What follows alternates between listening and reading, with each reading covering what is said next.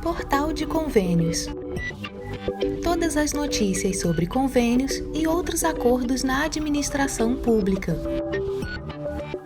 Olá, este é o podcast do Portal de Convênios, um resumo semanal das principais notícias do âmbito da administração pública para você se manter informado em poucos minutos. Defeso eleitoral nas transferências voluntárias. 7 pontos que os gestores precisam conhecer. A cada ciclo eleitoral, um mesmo dilema volta aos questionamentos dos gestores públicos em todas as esferas de governo.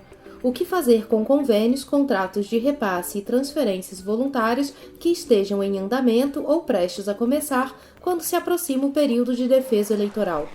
A dúvida não é exclusiva de um ministério em específico, nem tampouco afeta apenas um objeto.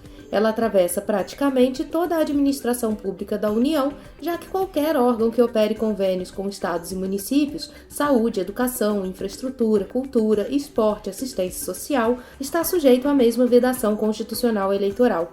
Um parecer recente da consultoria jurídica junto ao Ministério do Turismo aprofundou essa análise ao responder a uma consulta concreta sobre transferências voluntárias destinadas a eventos turísticos. Embora tenha nascido de um caso setorial, as conclusões do parecer funcionam como um verdadeiro guia prático para qualquer gestor federal que lide com convênios, emendas parlamentares, contratos de repasse ou instrumentos similares às vésperas do pleito. A seguir, reunimos os 7 pontos essenciais que todo gestor de qualquer ministério deveria ter em mente. Primeiro, a vedação atinge o repasse do dinheiro, não a assinatura do convênio. O artigo 73 da Lei das Eleições veda, nos 3 meses que antecedem o pleito, a transferência voluntária efetiva de recursos da União para estados e municípios. Isso significa que a celebração do instrumento em si, a assinatura do convênio, a formalização do ajuste, a prática de atos preparatórios, não está proibida. O que não pode ocorrer durante o período vedado é a liberação financeira dos valores.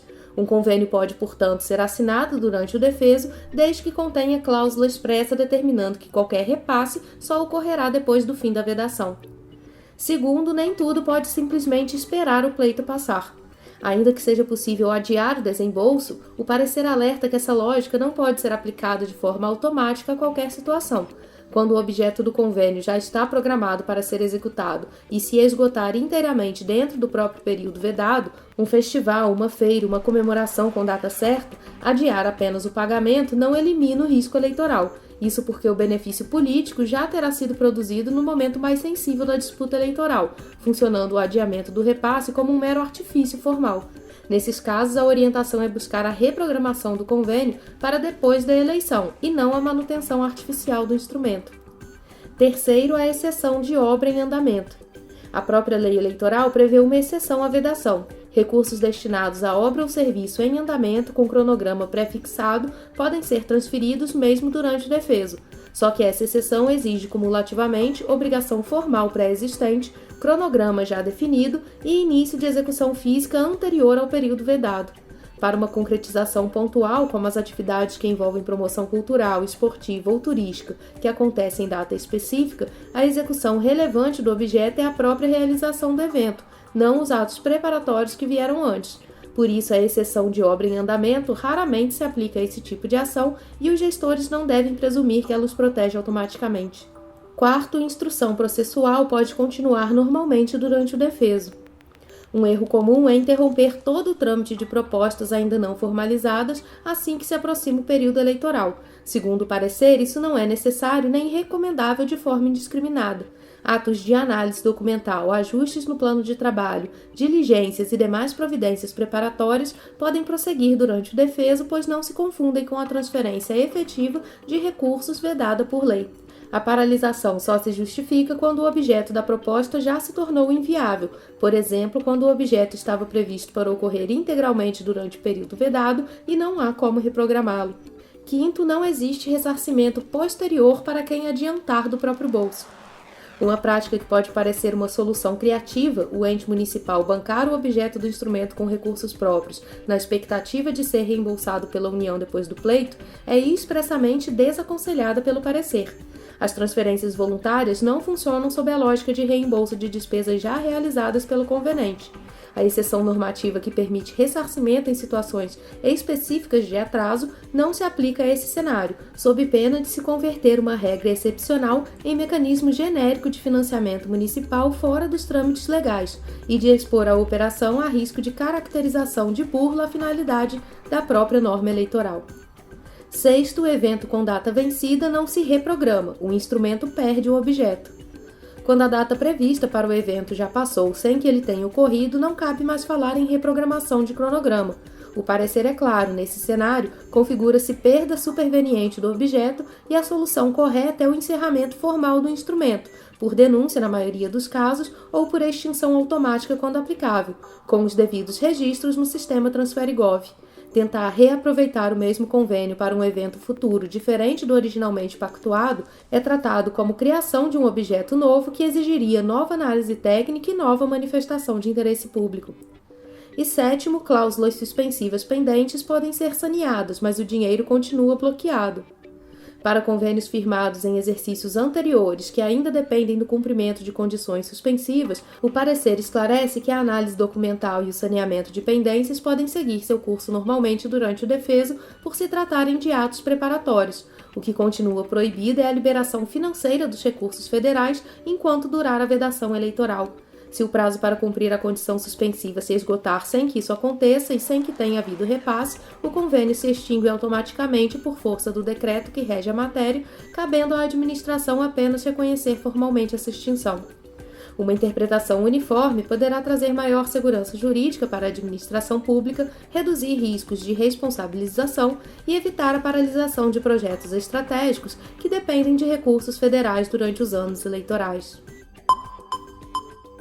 FGTS e poupança pressionam o futuro do Minha Casa Minha Vida. Mesmo com um orçamento recorde e forte expansão do programa Minha Casa Minha Vida em 2026, especialistas do mercado imobiliário passaram a demonstrar preocupação com a sustentabilidade das fontes de financiamento que sustentam a política habitacional brasileira. O alerta ganhou força após reportagem publicada pela Forbes Brasil, que aponta a redução dos recursos da caderneta de poupança e a crescente concentração dos financiamentos no Fundo de Garantia do Tempo de Serviço como fatores capazes de comprometer o ritmo de novos empreendimentos nos próximos anos. Embora o programa disponha de um dos maiores volumes de recursos de sua história, a discussão deixou de ser apenas sobre orçamento. O foco agora está na capacidade de manter fontes permanentes de financiamento para atender a crescente demanda por moradias populares. Para estados e municípios, o debate vai além do setor da construção civil. A desaceleração do crédito habitacional pode influenciar diretamente o planejamento urbano, a arrecadação tributária, a geração de empregos e a execução de políticas públicas relacionadas à infraestrutura e ao desenvolvimento das cidades. Em 2026, o Minha Casa Minha Vida recebeu aproximadamente 208,6 bilhões de reais em recursos, consolidando o maior orçamento da história do programa. A expansão impulsionou o mercado imobiliário e contribuiu para que a carteira de crédito imobiliário da Caixa Federal alcançasse a marca de R$1 trilhão, sendo que o Minha Casa Minha Vida representa mais da metade desse volume. Apesar desses números, representantes do setor imobiliário afirmam que a preocupação está concentrada no médio e longo prazo. Segundo a análise apresentada, a principal questão é que o modelo atual depende fortemente de duas fontes tradicionais de recursos: depósitos da caderneta de poupança e recursos do FGTS. Enquanto a poupança vem registrando redução de saldo nos últimos anos, o FGTS passou a assumir parcela cada vez maior dos financiamentos habitacionais. Essa concentração aumenta a preocupação sobre a capacidade futura de expansão do crédito. Dados citados na reportagem indicam que aproximadamente 93% da carteira de crédito imobiliário do FGTS já está direcionada ao Minha Casa Minha Vida, evidenciando a importância crescente do fundo para sustentar o programa. Na avaliação de especialistas ouvidos na matéria, esse cenário exige atenção porque diversos fatores podem pressionar a disponibilidade de recursos do FGTS, entre eles aumento das modalidades de saque, novas destinações legais para o fundo, crescimento contínuo da demanda habitacional e necessidade de manter equilíbrio financeiro entre rentabilidade e políticas públicas. O debate não significa falta imediata de recursos, mas evidencia a necessidade de ampliar ou diversificar as fontes de financiamento para preservar a continuidade do programa nos próximos anos. Embora o financiamento habitacional seja operacionalizado principalmente pela Caixa Econômica Federal e pelo governo federal, os efeitos da eventual redução do crédito tendem a alcançar diretamente os entes subnacionais. Municípios costumam estruturar seu crescimento urbano considerando novos empreendimentos habitacionais que normalmente exigem investimentos complementares em pavimentação, drenagem urbana, abastecimento de água, coleta de esgoto, iluminação pública, transporte coletivo, unidades de saúde, escolas e equipamentos públicos. Caso o ritmo de contratação diminua, parte desses investimentos poderá ser postergada ou redimensionada. Além disso, a construção civil permanece entre os setores com maior capacidade de geração de empregos formais e movimentação econômica local, influenciando também a arrecadação de tributos municipais. Especialistas também observam que programas habitacionais costumam funcionar como indutores de investimentos privados em regiões onde novos bairros são implantados, estimulando comércio, serviços e valorização imobiliária. A discussão levantada ocorre em um momento em que o mercado financeiro e o setor imobiliário acompanham possíveis alternativas para ampliar o financiamento habitacional. Entre os temas frequentemente debatidos pelo setor estão o fortalecimento do mercado de capitais para o crédito imobiliário, novos instrumentos de financiamento, aperfeiçoamento das políticas do FGTS, mecanismos para estimular novamente a captação da poupança e ampliação da participação de investidores privados. Embora não existam definições sobre mudanças estruturais, o consenso é que a expansão sustentável do programa dependerá da manutenção de fontes robustas e previsíveis de financiamento. A discussão sobre o crédito habitacional ultrapassa o setor imobiliário e passa a integrar a agenda do desenvolvimento econômico. Programas como Minha Casa Minha Vida movimentam cadeias produtivas ligadas à indústria de materiais de construção, engenharia, arquitetura, transporte, comércio e prestação de serviços, além de influenciar em indicadores de emprego e renda. Nesse contexto, garantir estabilidade às fontes de financiamento torna-se um elemento estratégico não apenas para ampliar o acesso à moradia, mas também para preservar investimentos públicos e privados capazes de impulsionar o crescimento das cidades. PEC dos precatórios permite parcelamento de dívidas municipais. Saiba como aderir. As prefeituras interessadas em renegociar débitos com a União já podem solicitar a adesão ao parcelamento previsto na Emenda Constitucional número 136 de 2025, conhecida como PEC dos precatórios. Para participar, os municípios devem encaminhar à Secretaria do Tesouro Nacional até 9 de setembro um ofício manifestando interesse, acompanhado da lei autorizativa publicada no Diário Oficial do município. As condições da renegociação foram regulamentadas pelo Decreto nº 13.080 de 2026, que, além de autorizar o parcelamento em até 360 meses, prevê a possibilidade de redução dos encargos financeiros e a substituição dos indexadores originais das dívidas pelo Índice Nacional de Preços ao Consumidor Amplo, IPCA. De acordo com a Secretaria do Tesouro Nacional, as regras estabelecidas pelo decreto abrangem exclusivamente as dívidas contratuais sob a administração da própria STN. Pelas novas regras, as dívidas poderão ser quitadas em até 360 prestações mensais e consecutivas. A Frente Nacional de Prefeitos e Prefeitas informou em nota que os municípios poderão escolher diferentes formas de amortizar o saldo devedor junto à União. Entre as alternativas previstas estão a transferência de recursos financeiros, bens móveis ou imóveis, créditos perante a iniciativa privada ou o governo federal, além da utilização de receitas provenientes da compensação financeira pela exploração de petróleo, gás natural, recursos hídricos e minerais. Em determinadas modalidades, a adesão dependerá da aprovação de legislação específica pelo município. Outra possibilidade é direcionar os valores correspondentes aos juros que deixariam de ser pagos à União para investimentos em políticas públicas. Os recursos poderão ser aplicados em áreas como educação, saneamento básico, habitação, adaptação às mudanças climáticas, mobilidade e transportes, além de segurança pública. Nesse caso, a administração municipal deverá elaborar um plano de investimentos detalhando as obras e ações previstas, os resultados esperados e o cronograma físico-financeiro de execução. A prestação de contas também será obrigatória com o envio de relatórios semestrais ao Tribunal de Contas competente e à Câmara Municipal. Para aderir ao parcelamento, o município deve enviar um ofício à Secretaria do Tesouro Nacional por meio do e-mail ec136@tesouro.gov.br até o dia 9 de setembro. O documento deve conter manifestação expressa do prefeito quanto à intenção de aderir ao parcelamento, indicação da opção por taxa de juros, amortização e investimento, entre aquelas previstas no artigo 4º do decreto, indicação detalhada dos ativos a serem transferidos, se houver, e leis autorizativas publicadas no Diário Oficial do município. As prestações serão calculadas conforme a tabela Price e vencem no dia 15 do mês seguinte ao da assinatura do contrato ou aditivo. Em caso de amortização, o saldo devedor será atualizado após a transferência dos ativos à União. A legislação também estabelece situações onde o município poderá ser excluído do parcelamento.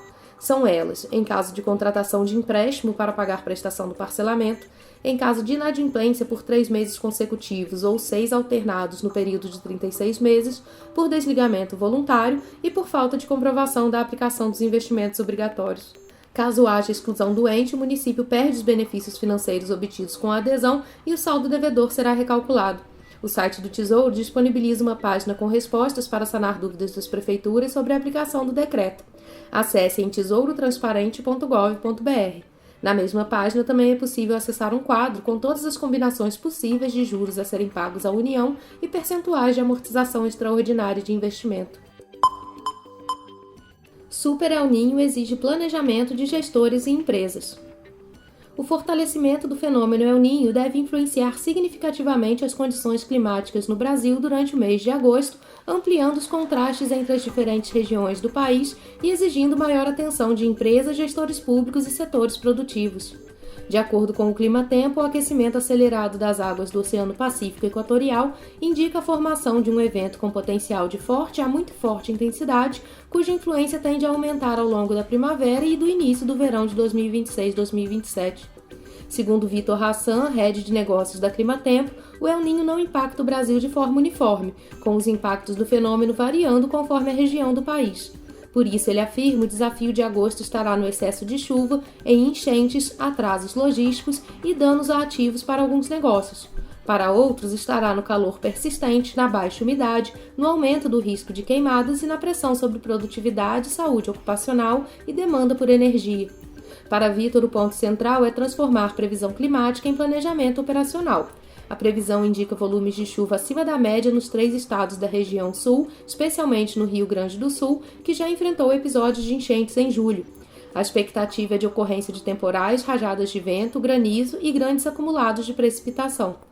Essas condições podem provocar impactos sobre o transporte rodoviário, armazenagem, construção civil, distribuição de energia, operações industriais, seguros e atividades da agroindústria, além de aumentar o risco de interrupções logísticas e danos à infraestrutura.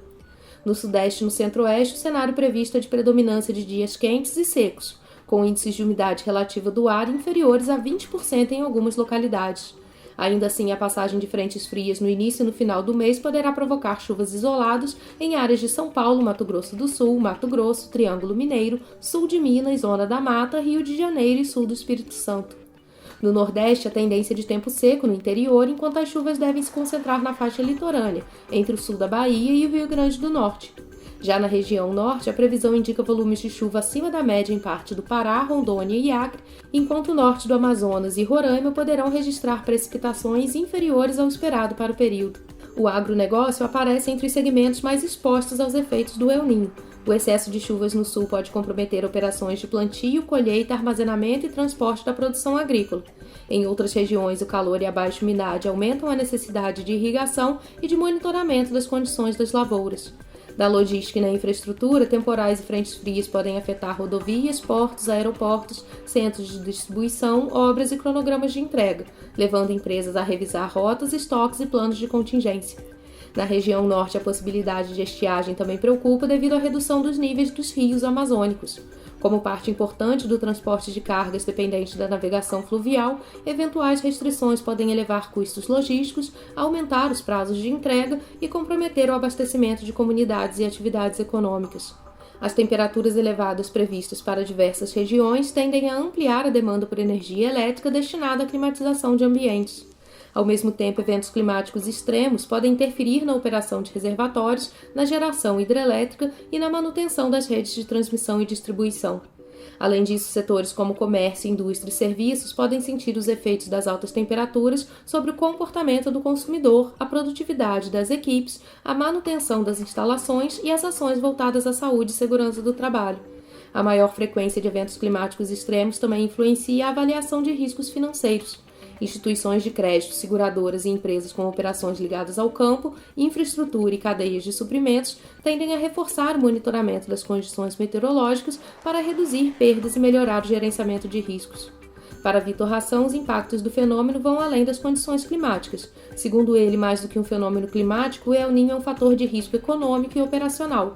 Vitor destaca que em agosto seus efeitos já começam a aparecer de forma mais clara no Brasil, exigindo das organizações uma leitura regionalizada do clima e respostas rápidas para um ambiente de negócios cada vez mais exposto a extremos meteorológicos. A Climatempo recomenda que empresas e gestores públicos acompanhem regularmente as atualizações da previsão do tempo, considerando fatores como chuva, temperatura, umidade, ventos, descargas elétricas, queimadas e condições de navegabilidade.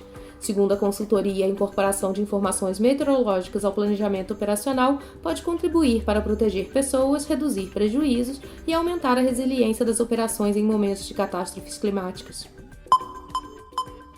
Comissão de Orçamento debate o financiamento de creches e pré-escolas das prefeituras. O financiamento da educação infantil voltou ao centro das discussões no Congresso Nacional. Em audiência pública realizada na terça-feira, 5 de agosto, a Comissão Mista de Orçamento recebeu representantes da área educacional, gestores públicos e especialistas para debater propostas voltadas ao fortalecimento do atendimento em creches e pré-escolas no país.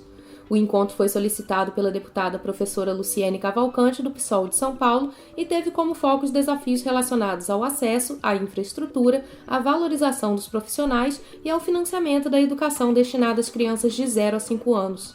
Ao abrir os debates, a parlamentar destacou indicadores que, segundo ela, demonstram a necessidade de ampliar os investimentos na primeira infância. De cada 10 bebês e crianças pequenas brasileiras, só 4 têm acesso à creche. 50% do ensino que é ofertado nessa faixa etária já está terceirizado. A maior inadequação de prédios imobiliários a gente vai encontrar também nessa faixa etária de atendimento. Ainda hoje, no Brasil, a gente tem aproximadamente 1 milhão de profissionais docentes e que não são contratadas ainda como professoras. Durante a audiência, participantes reconheceram que a Emenda Constitucional número 108 de 2020 e a Lei número 14.113 de 2020, que regulamentou o novo Fundeb, ampliaram o financiamento da educação básica e introduziram mecanismos como o custo aluno-qualidade, o CAC, considerado um parâmetro para garantir padrões mínimos de qualidade no ensino.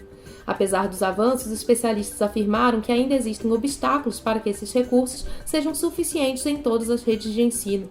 A presidente da Associação Nacional de Pesquisa em Financiamento da Educação, Adriana Silveira, avaliou que as regras fiscais atualmente em vigor limitam a expansão dos investimentos na área.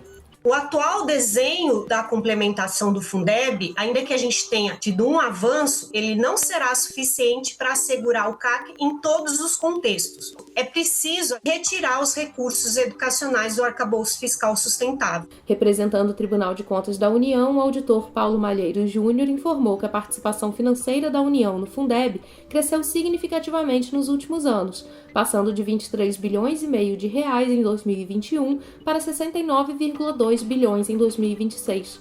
Segundo ele, o aumento dos recursos exige também maior controle sobre sua aplicação. O auditor destacou problemas recorrentes encontrados durante as fiscalizações. Primeiro, a desobediência ao princípio da conta única e específica do Fundeb. Ainda é muito comum prefeitos criarem o outro fundo e transferir o recurso que seria específico do Fundeb para esse outro fundo, ou jogar o recurso da educação na conta única do município e ali mistura tudo, a gente não consegue saber o que é educação e o que não é. Movimentação de recursos estranhos ao Fundeb na própria conta única, a baixa rastreabilidade desses recursos e a dificuldade do acesso aos extratos.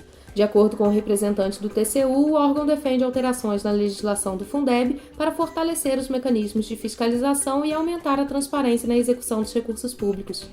Outro tema discutido foi a implementação da Lei nº 15.326 de 2026, que passou a incluir os professores de creches e pré-escolas na carreira do magistério.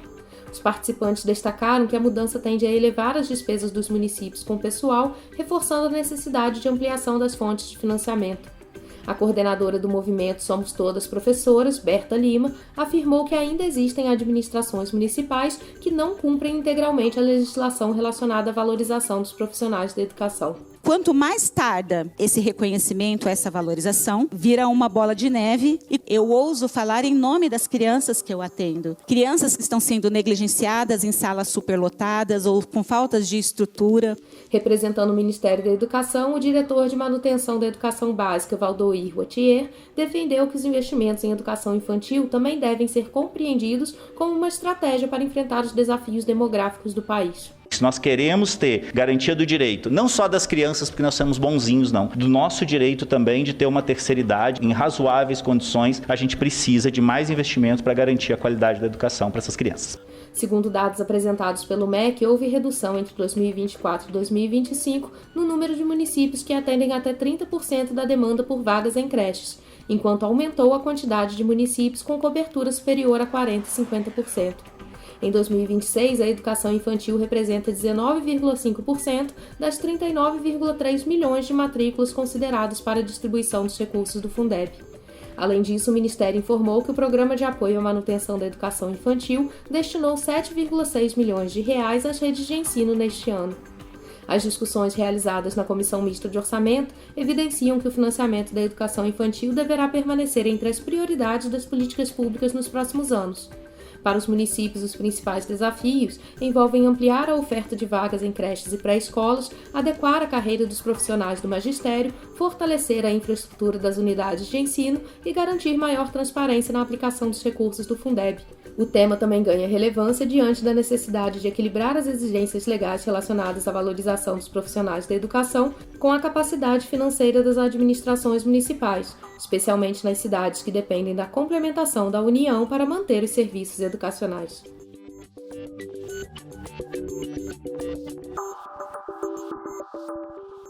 Você ouviu mais um podcast do Portal de Convênios, te atualizando sobre projetos, prazos e ações em administração pública. Continue se informando em nosso site portalconvenios.com. Até a próxima!